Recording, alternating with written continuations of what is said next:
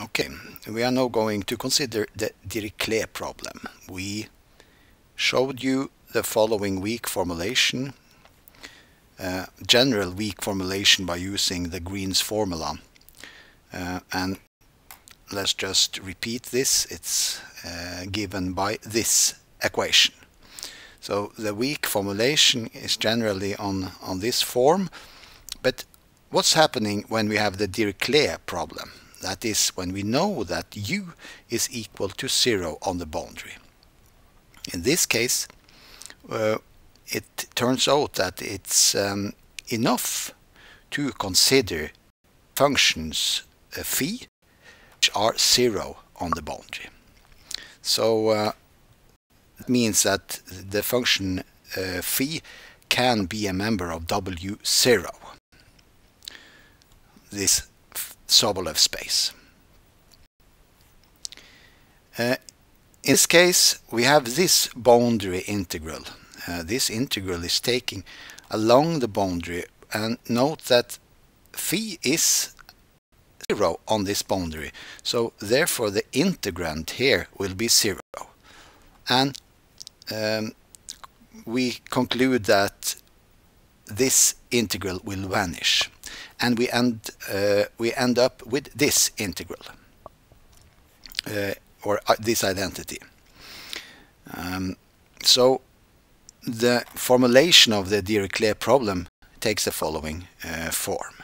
Find the unknown u, that is the solution, in W0 or 1, 2 of omega, such that this equation is satisfied for all phi element in this Sobolev space W0 of 1, 2. And it turns out that this formulation has a unique solution in it is possible to find a unique u, a member of this space, which satisfies this. And unique means that if there are two different solutions, then these solutions must be identical. If we now call this guy, this integral, you see that it's dependent of two functions, phi and u. So we can call this function a of u phi. And on the right hand side we can call this L of phi. Then we have a more general situation. And we can formulate the problem in the following form. Find u element in W0 such that a of u phi or phi is equal to L of phi for all phi in W0. This function, which is a real function of two variables, two elements, u and phi, this function is called bilinear. And the reason why it's bilinear is the following, that it satisfies this identity. It's linear if we have u plus v in the first argument here, and w in the second. Then we can split this into a sum of two functions in the natural way. So it's linear in the first variable. That means also that if we have some constant k and multiply it with u, then we can bring this constant out of the function like this. This is a normal definition of linearity. The same takes place in the second argument. That's exactly what we wrote here, just that we have put it in the second argument instead.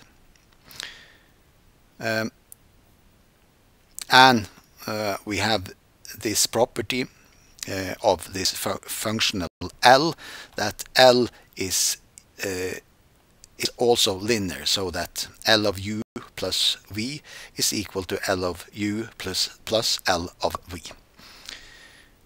And if we have L of some constant k multiplied with the function u, then we can bring this constant out of the function, like this. A natural question to ask is, does this have a solution? And it turns out that it has a solution. Let us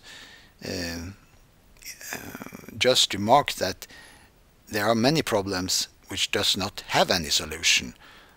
Just to give an example of this, take the equation x squared plus 1 equal to 0. This equation does not have any solution, at least when x is a real number. The reason for this is that if we just write this function, a graph of this function, it looks like this, and the minimum point is at 1. So it's completely impossible that this function should be equal to 0. So this problem has no solution in the space of real numbers. The Dirichlet problem has a solution. The existence of this solution is going to we are going to focus on it later on by using the Lax-Milgram lemma, but let's just show that the solution is unique.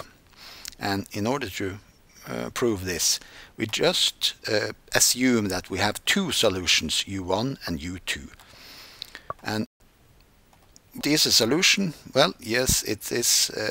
It satisfies the following equation for all phi in W10.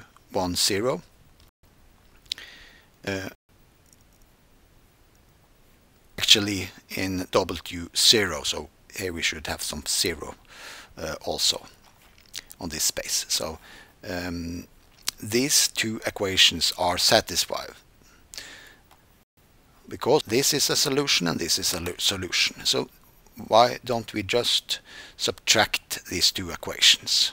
When we are subtracting it, we get, due to the linearity of u1 of this bilinear form A, we obtain that this difference can be written like this. And by choosing phi equal to u1 minus u2, we obtain just this, because this is going to be the case for all phi. So it must be the situation when phi is equal to u1 minus u2 as well. And just inserting this into the expression for the bilinear form, we obtain that this is the case. Lambda is assumed to be a positive function, strictly positive function, so we therefore conclude that the integrand here, and particularly the square of the gradient of u1 minus u2, must be equal to 0. And when the gradient is equal to 0, then we must have this argument must be constant. And when it's constant, then u1 minus u2 is a constant, and this means that u1 must be equal to u2 due to the fact that u1 and u2 are equal to 0 on the boundary. So this gives that we have a unique solution. u1 must be equal to u2. That's the definition of a unique solution.